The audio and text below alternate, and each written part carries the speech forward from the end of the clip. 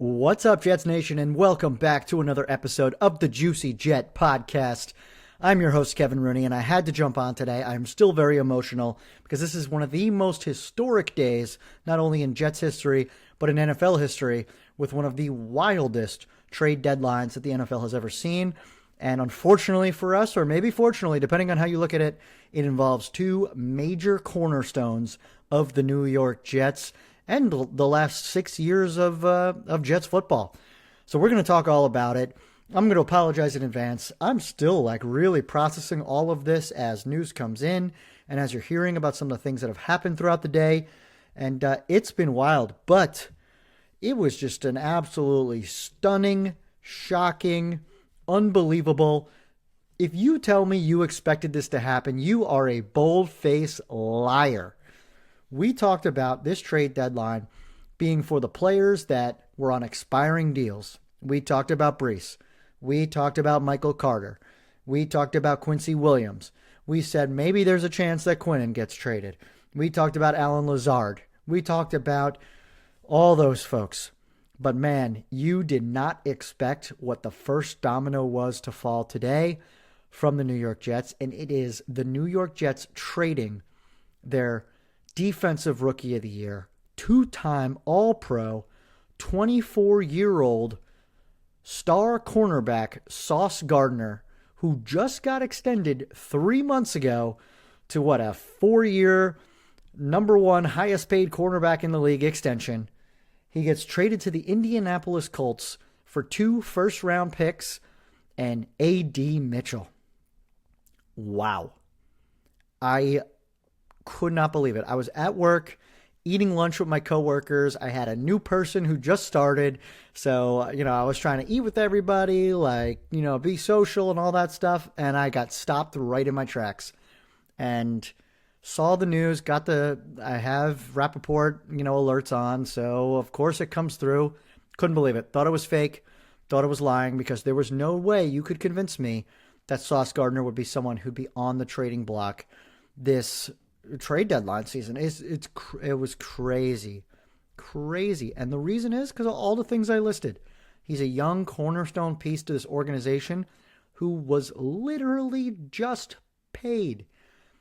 I have no stats to back this up, but this has to be the first time in NFL history that an NFL team literally gave out a multi-year extension for top player at their position money and then less than 3 months later traded them away. Has to be the first time. I'm trying to think, and I cannot think of one where this has happened before. So just absolutely unbelievable. And for me, I was stunned, I was shocked, and I was really sad. Sauce Gardner is one of my favorite players. I thought he was one of the cornerstones. I was going to turn this entire ship around, especially when him and Garrett got extended at the same time. And, he was a number 4 overall pick in the draft.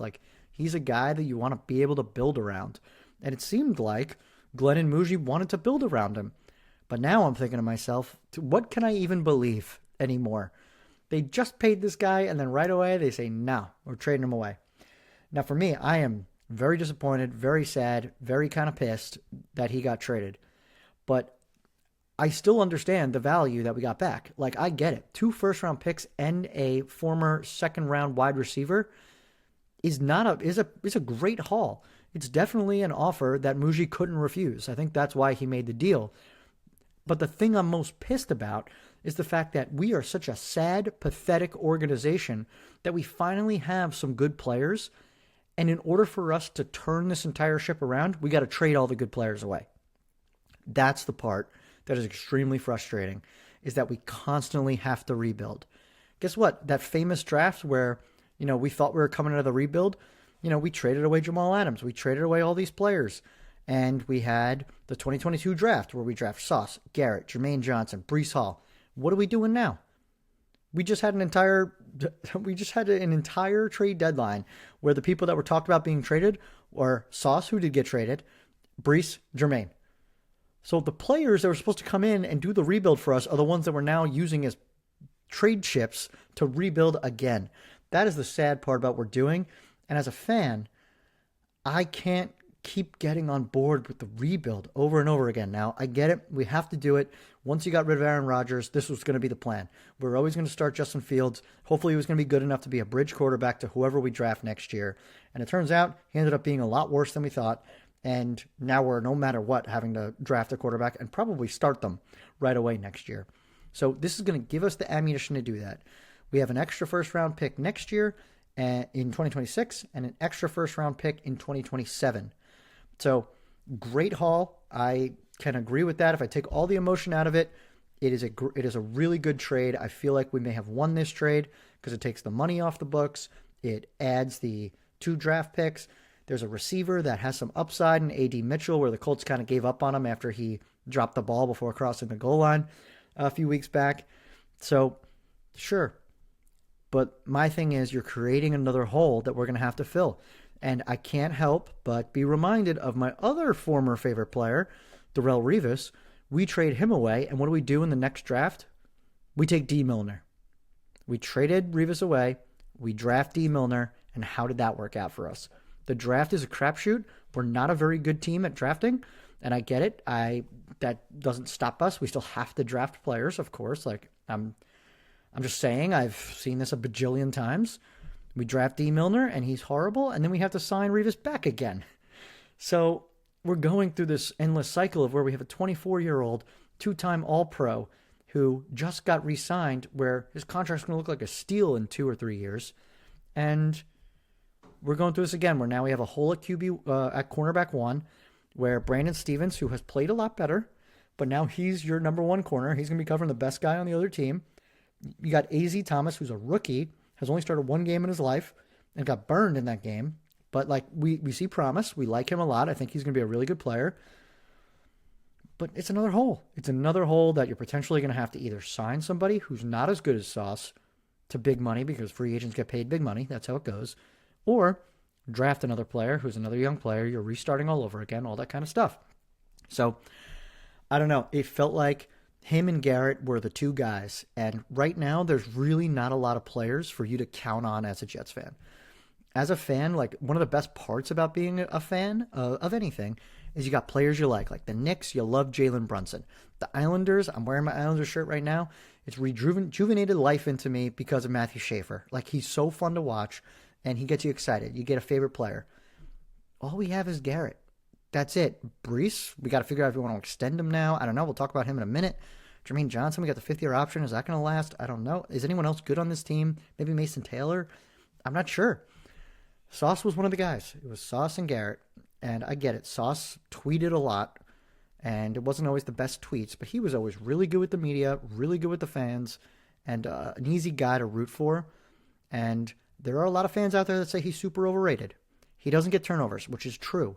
He struggles with tackling, and he's done a better job of that this year, but unfortunately he got hurt. I get it, but you look at those they don't throw his way ever. And yeah, there were a couple times this year where he let up a play where he shouldn't have. We've talked about it. It was the, what was the 2 plays that he gave up? There was a George Pickens one against the Cowboys, and then there was the other one against Darren Waller and the Dolphins. But otherwise, you didn't hear his name. They never threw his way. So how can you expect a guy to get picks when they never throw at him? That's the really tough part. And I get it. We're 1-7 with him, so what do? Do you think it's Sauce's fault we're 1-7? There's a lot more problems than just Sauce. So I'm disappointed, but like I'm also a fan. Like, I get it. These extra picks are going to be exciting, and we got to see what we do with them.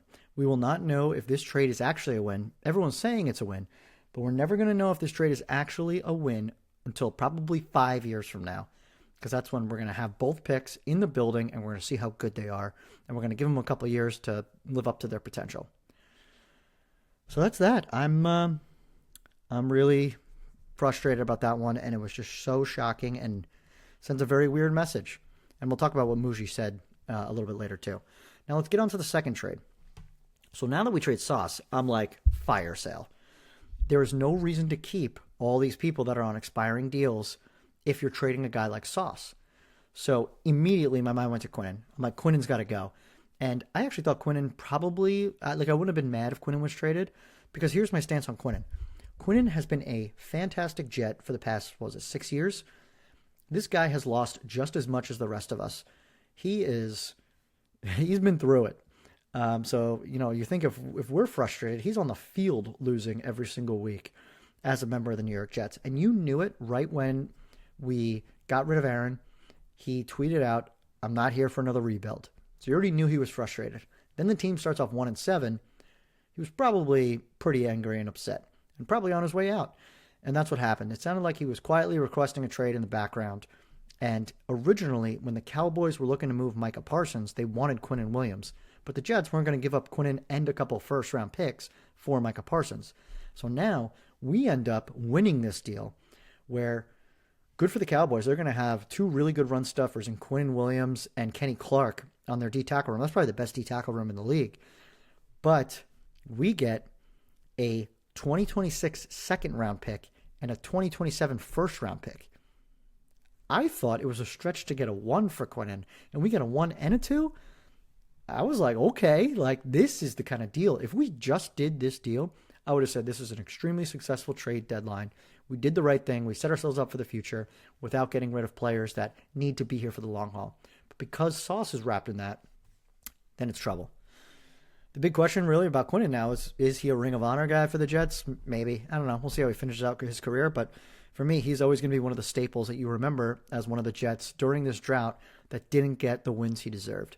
So I feel bad for Quinnen. I'm going to be rooting really hard for him because I hope he wins wherever he goes. Obviously, I'm not going to be rooting for the Cowboys, so it's a little bit of a back and forth because you want the better draft pick. But he was a great Jet. So I'm sad to see him go, but I'm happy that he's going to be somewhere where they're not 1-7. So good for Quinnen, and great job by Muji. That is a awesome haul. And then we also get Mozzie Smith. Now he is not good. I will just tell you, this defensive tackle Mozzie Smith is not good, but a former first rounder that you got to plug him in there with Javon Briggs and with Phillips. So we'll see how it goes. And then from there, this is the part that really confuses me. All right, we sell off Sauce, we sell off Quinnen. Why are you not getting anything back for the other guys that are on expiring deals? And I get it. You want to put out a product that the fans can cheer about. We're already 1-7. No one's cheering. No one's going to be at this Browns-Jets game on Sunday. So don't tell me the BS about we're going out there to win. So I don't know. I don't understand why we didn't trade Quincy. His brother's gone. Why not trade him too? It sounds like Breece. They were looking to trade him. Sounded like Breece wanted to be traded, which is, he's asking to be out. Let's just let him go. I'm sick of his garbage of him saying that he hates it here and all that kind of stuff. You could tell he doesn't care about us. So why didn't we let him go? It sounds like the Chiefs wanted to give a 4th for Breece, and we were not going to budge for anything other than a 3rd. If I'm the Chiefs, I would have given that 3rd. You can win the Super Bowl with Breece, Pat Mahomes, and the rest of the crew. I'm confused why they didn't pull the trigger. I think that's a really easy trade. But even so, why didn't Muji just take the 4? I probably would have just taken the 4 at that point, because what are we going to do with him? He doesn't want to be here. We're not going to extend him. So now we're going to franchise tag him and then probably trade him? I don't know. We'll see. But I'm a little frustrated with Breece because I'm just tired of the antics across social media with him, because his is always very, I don't know. It always seems very anti-Jet. While Sauce didn't seem anti-Jet, he was just, being a young kid tweeting out weird stuff. While Breece is always like, get me out of here.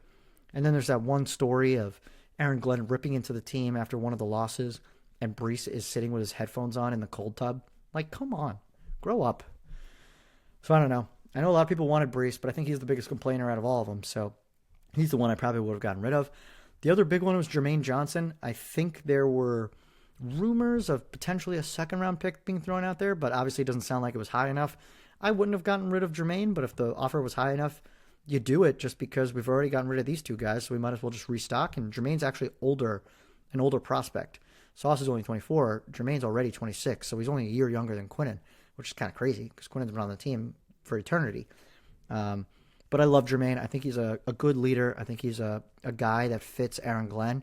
Tough, physical, gives all-out effort, all that kind of stuff. So, yeah, I'm good having Jermaine still be on the team. I don't know. This was a wild deadline. Now, when we stack up all the picks together, so right now, as of today, we have 2 first-round picks in 2026. So that is the Jets' own pick, which should be a pretty high pick, depending on how many games we win. Probably not more than 3, I'm assuming.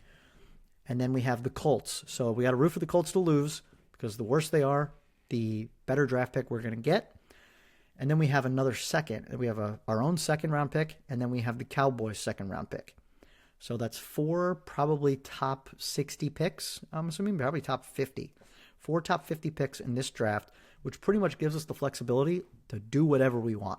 So if we suck and we get the first pick, which we probably won't, just because it never happens. If we suck, we get a top 3 pick.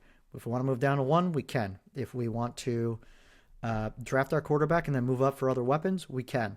So it gives you some flexibility. The 2026 draft is an interesting one. It's not like the greatest draft of all time.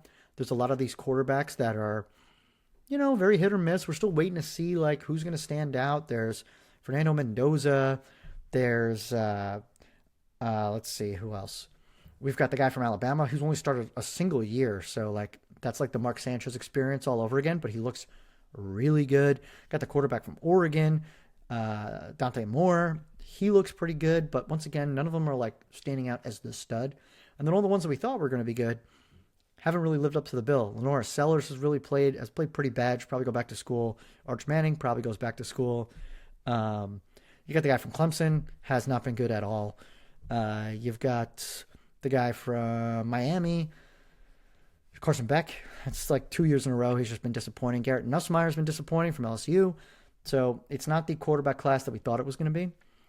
Now, I will say 2027 looks like a much better draft just for all-around positions. You've got one of the best young receivers that we've seen in college football in Jeremiah Smith going into that draft.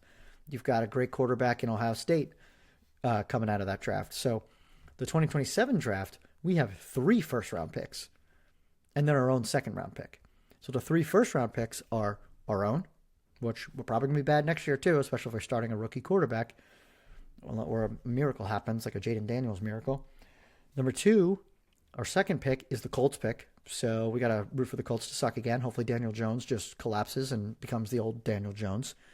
And then the 3rd first-round pick we have in 2027 is the one that is a higher pick between the Cowboys and the Packers. So the Packers traded their first-round pick to the Cowboys for Micah Parsons. So therefore, whichever team is worse, the Packers or the Cowboys, we will get that first-round pick. So we just got to root for one of them to suck, meaning if Dak gets hurt or Jordan Love gets hurt, we're probably sitting pretty. So the 2027 draft, we have ultimate flexibility. We're going to have so many areas where we can make moves, and who knows, maybe we're not done. This offseason, there could be more trades that we can be giving away. And then we're going to have a ton of cap space. We probably have $100 million in cap space. We're going to be in the top 3 in the league in cap space this offseason. Does that mean we should spend it all at once? Probably not. We're going to have a ton of dead money that we got to pay. We're still paying for Aaron Rodgers. We're still paying for Quinnen Williams. We're still paying for Sauce. We're still paying for Michael Carter. We're paying for a ton of guys still. So, it's not all sunshine and rainbows, but we've got the lottery picks. Now it's how do we make it all work? So like I said before, these look like good deals, but it depends on how we use them. And the big question is going to be, do we trust these guys to lead the charge and make these picks? And based on what happened today, they are getting a free ride this year. Woody has put his faith by trading a guy like Sauce, so I know Woody really loves Sauce. By trading these guys, that gives them a free pass to whatever happens this year happens. You're going to be able to rebuild this team starting next year in the draft and then continue that in 2027. So it sounds like this regime is here for 3 years. Gotta hope that it gets better from here because we are at the bottom right now. And the good news, and the one thing the Jets always do, is they give you a little bit of hope, and that's what these draft picks do. They give you hope that could this be the 90s Cowboys? Could this be the Lions? Could this be all these teams that have traded away all this draft cap or have traded for all this draft capital, and then we're able to turn it around and build sustained winning organizations for years to come? So I'm not saying that's happening, but that's where we're at, and that's the only thing you can really hope for at this point. And now for me, I want to see these young guys win. Like, now that we have the flexibility, I don't really care if we have the number 1 pick because we can just trade into whatever spot we pretty much want as long as the teams in those spots want to trade out. Like, The Titans aren't going to take a quarterback. The Giants aren't going to take a quarterback. These teams that are at the bottom with us, like the Dolphins, I don't know what they're going to do with Tua, so they can't really just like dump him. That's so much money. So we'll see. It's going to be really interesting. Now, Muji did talk to the media after the trade deadline today. He gave a lot of like no answer type stuff where he kind of talked about the players that we traded for, A.D. Mitchell, Mozzie Smith, guys like that. And, you know, it was just like naming a bunch of qualities that they're good at. Nothing that really stood out to me there. He did say that the entire focus is still for us to win games, and the entire team is focused on Sunday versus Cleveland. If the focus is to win games, do you think you're better off winning games with Sauce and Quinnen or not?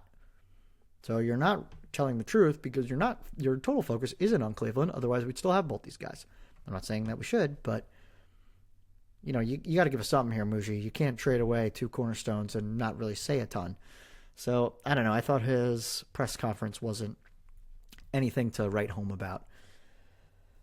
So yeah, so that's where we're at. Like, look, for me, I'm disappointed, especially at Sauce. Quinnen, I'm happy for him. I hope he goes get some wins, but I'm really disappointed in Sauce, and I'm emotional. I think over the next couple days, I'm gonna calm down and you know, realize the opportunity we have in front of us with all of these draft picks, and I'm gonna fire up, you know, the tankathon. I'm gonna keep looking at to see where the Cowboys are gonna finish, where the Colts are gonna finish.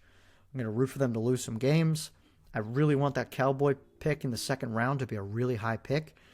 That would be nice so that we can get some weapons around this future quarterback that we're going to have. You know, we have so many holes across potentially running back, probably guard, because what are we going to do with AVT and John Simpson? Definitely wide receiver. We need wide receiver 2, 3, and 4. D end, we need an edge rusher that's similar to Jermaine. We're going to need a D tackle. We're going to need another linebacker. We need another corner. Our safety room's abysmal. So we have holes across the board. And it's not all going to be solved in one offseason, unfortunately. But we'll see what happens. So I will calm down. I will breathe. And I will come back to life because I'm an adult and I can get over this. And this team can continue to hurt me. But I am a brick wall and we'll get through it. So I want to thank you all for listening. I had a plan for what we were going to do this week in terms of like looking back on the first half of the year. Maybe I'll scrap that. I'm not sure because now this kind of like shook up the entire year, it feels like. Maybe we'll just talk about the future. I'll obviously do a little pod about the Cleveland game coming up on Sunday. Talk about what to expect, especially out of this coaching staff. We cannot lose, or we can't look horrible coming out of the bye. And we'll kind of go from there. But once again, a day we will not forget in Jets history. The trade deadline on November 4th, 2025. Absolutely crazy. Sauce, good luck in Indianapolis. Quinnen, good luck in Dallas. And everyone else, good luck to us as Jets fans. Hopefully we can get through it. But if you could please continue to follow, like, subscribe, rate, review, all the good stuff across Instagram, Twitter, TikTok, YouTube, JuicyJet25. Thank you all for listening. And I will talk to you again later this week.